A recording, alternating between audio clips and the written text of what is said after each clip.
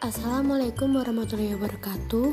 Halo teman-teman semuanya, perkenalkan nama saya Alvita Nasafia, NIM 200205251, kelas 23 D3 RMIK, Universitas Duta Bangsa Surakarta. Di sini saya akan menjelaskan tentang sistem endokrin. Apa sih sistem endokrin itu? Sistem endokrin adalah kumpulan kelenjar yang memproduksi zat kimia atau hormon. Apa sih hormon itu? Hormon adalah zat kimia yang diekskresikan ke dalam darah oleh satu atau kelompok sel, menimbulkan efek fisiologis pada sel tubuh lain atau reseptor. Fungsi hormon yaitu memberikan sinyal ke sel target yang selanjutnya akan melakukan suatu tindakan atau aktivitas tertentu. Cara kerja hormon antara lain A. Parakrin, yaitu efek di sel sekitar atau melalui difusi. B. Autokrin, yaitu efek di sel penghasil atau melalui difusi. C. Endokrin, yaitu efek di sel yang jauh atau melalui sirkulasi atau sistem peredaran darah. Kelenjar pada sistem endokrin. Kelenjar hipofisis disebut master of gland atau kelenjar pengendali karena menghasilkan hormon yang mengatur kelenjar hormon yang lain.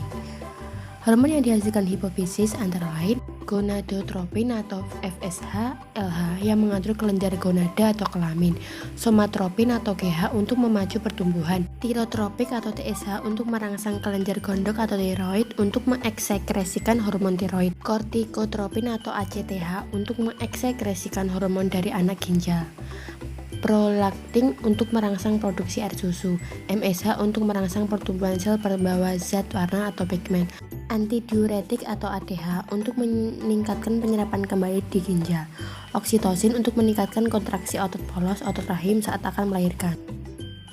Contoh beberapa gangguan pada kelenjar hipofisis yaitu ada gigantisme yang terjadi pada anak-anak, akromegali yang terjadi pada orang dewasa.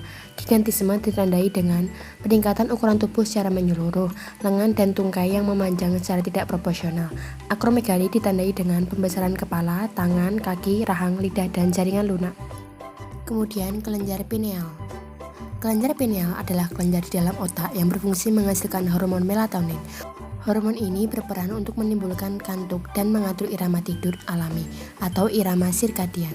Itulah sebabnya jika fungsi kelenjar pineal terganggu dapat terjadi insomnia atau sulit tidur. Kelenjar hipotalamus. Hipotalamus adalah bagian otak yang menghubungkan sistem endokrin dengan sistem saraf. Sel saraf di hipotalamus menghasilkan hormon yang mampu mengontrol hormon-hormon hasil produksi kelenjar pituitari. Hipotalamus dapat mengumpulkan informasi dari otak yang kemudian akan disampaikan ke kelenjar pituitari. Kelenjar tiroid atau gondok. Kelenjar gondok menghasilkan hormon 1. Tiroksin, 2. Kalsitosin.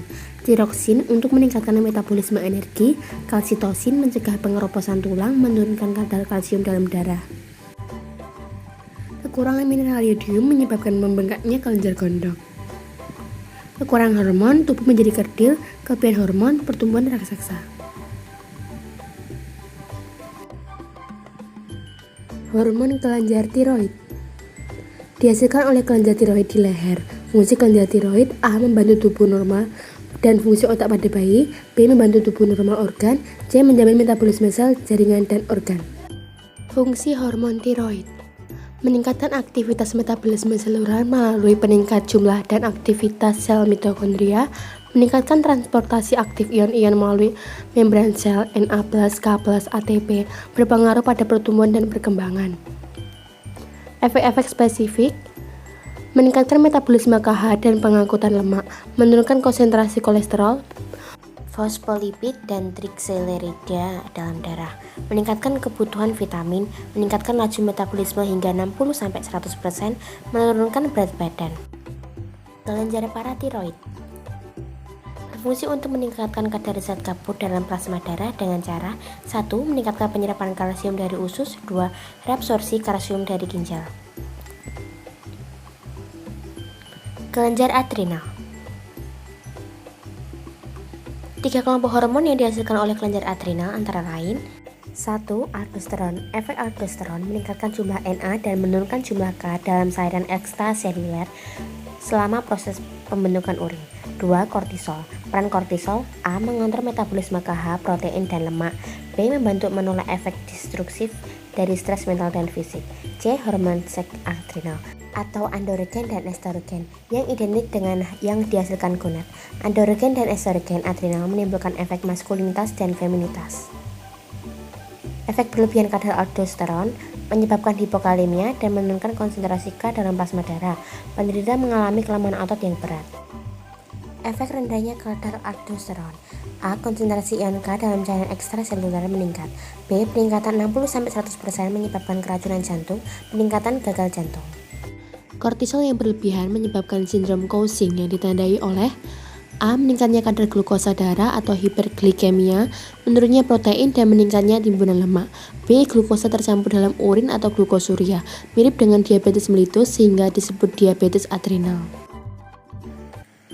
Kelainan terkait dengan meningkatnya androgen adrenal antara lain: A. Maskulinitas pada wanita dewasa. Tanda-tandanya yaitu 1. Suara berat. 2. Otot lengan dan tungkai berkembang. 3. Payudara mengecil. 4. Menstruasi mungkin terhenti. B. Pseudohermafroditisme pada bayi perempuan yang ditandai dengan pertumbuhan genitalia eksternal pria. C. Pubertas prekok pada anak laki-laki prapubertas. Gejala pubertas precox antara lain: 1. Suara menjadi berat. 2. Tumbuh jenggot. 3. Penis membesar. Kelenjar timus terletak di dalam mediastinum atau rongga di antara paru-paru kanan dan kiri, di belakang tulang dada. Hanya dijumpai pada anak di bawah usia 18 tahun. Ukurannya pada bayi sekitar 10 gram, bertambah pada masa remaja sekitar 30-40 gram, kemudian berkerut. Kelenjar timus menghasilkan hormon timik atau timpoitin timosin. Fungsi kelenjar timus: 1. Mengaktifkan pertumbuhan badan. 2. Mengurangi aktivitas kelenjar kelamin. 3. Sebagai imunitas tubuh. Selanjutnya adalah pankreas.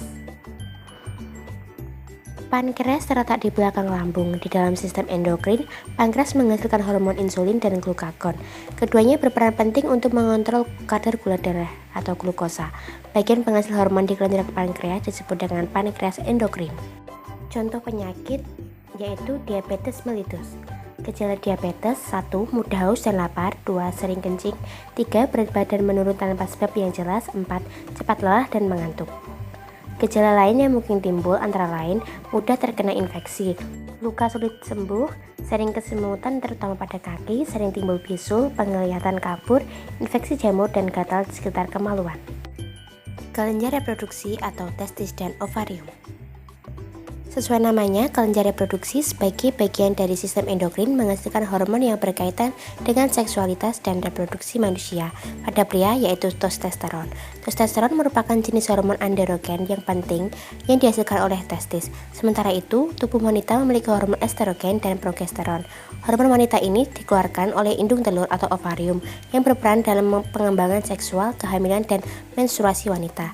Selain bertindak sebagai penghasil hormon, testis dan ovarium juga memiliki peran non-hormonal.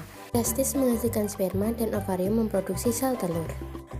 Contoh gangguan pada sistem reproduksi pada wanita yaitu gangguan menstruasi, kanker genitalia, endometriosis.